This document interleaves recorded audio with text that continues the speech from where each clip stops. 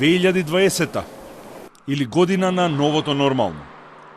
Година во која импровизиравме, година во која коронавирусот ни ги диктираше правилата на игра и начинот на живот.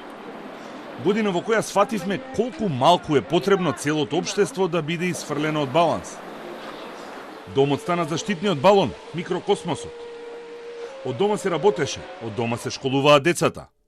Компјутерските монитори станаа нашиот прозорец кон светот. Престанавме да се социализираме, почнавме да се дистанцираме едни од други, дури и во рамките на семејството.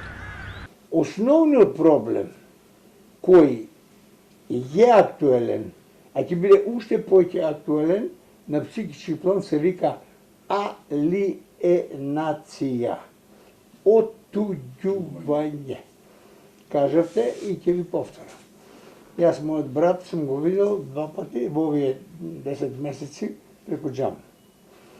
Мојата ќерка дојде од Америка, јас ја видов 5 минути, она на 10 метра, на 10 метра. Не сме се виделе во ледена.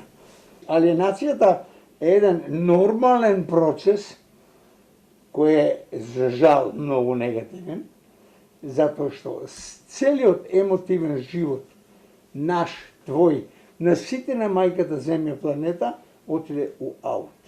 Ние повеќе емотивен живот немаме. Се затворија рестораните, кафулињата, кафеаните, се затворија трговските центри. За прв пат искусивме полициски час. За прв пат со денови луѓето останаа затворени во своите домови. Улиците празни, парковите празни. Празници, слави, родендени. Се стана ограничено и така далечно. Мерките како да почнаа да даваат резултати, по 2,5 месеци се укинаа забраните. Животот почна да се враќа во нешто што барем наликуваше на нормалата која ја знаевме. Според вас, кој повеќе патеше? Тие што идеа на работа или тие што седеа дома? Исто. Тие што идеа на работа беа изложени максимално на инфекција и загрозени за својот живот. Тие што седеа дома упаднаа во депресија. Према тоа не знаете што е полошо. Од средината на есента нов шок. Експлозија од новозаболени и жртви. Болниците пред колапс, здравствените работници исцрпени. Овој вирус и ова состојба во мојата наука, невронаука, се смета за пролонгирана стресогена состојба. Стресот може да биде акутен и пролонгиран. Многу е поопасен пролонгираниот стрес, затоа што тој може да трае месец, 2, 3 година, 2, 3 и така натаму. Во што е проблемот? Во иднината.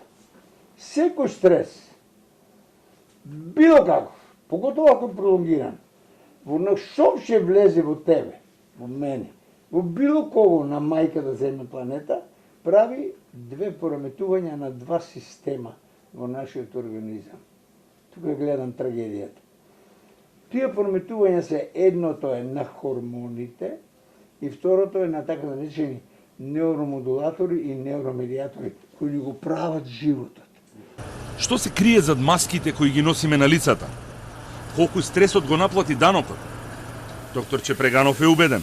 Толеранцијата е намалена, луѓето се тензични, деструкцијата е зголемена.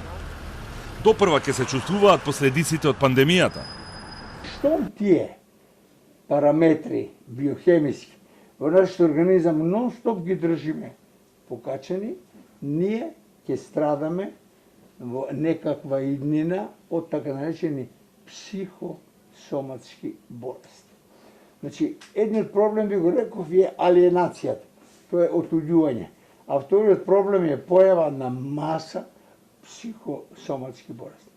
Тешки и исцрпувачки беа овие 365 дена. Епидемијата, социјалните и економски последици кои ги предизвика коронавирусот, притисокот кој растеше од ден во ден. Сепак повеќето од граѓаните научија некако да функционираат. Животот продолжува понатаму, сега во исчекување на вакцинацијата и со надеж дека таа ќе не врати во она старото нормално. Нормално кое ние го познававме и нормалното во кое го минавме целиот досегашен живот. Колку време ќе треба да помине за ние повторно да се ракуваме? Јас мислам минимум година, а може и 2. Тоа е моето многу скромно мислење. Затоа што ова не се решава со еден потез. Запамтите, овој вирус е друштвен вирус. А до тогаш, советот на докторче Преганов, или како што вели тој неговото скромно мислење, е мудро да го користиме слободното време и по секоја цена, да го избегнуваме стресот.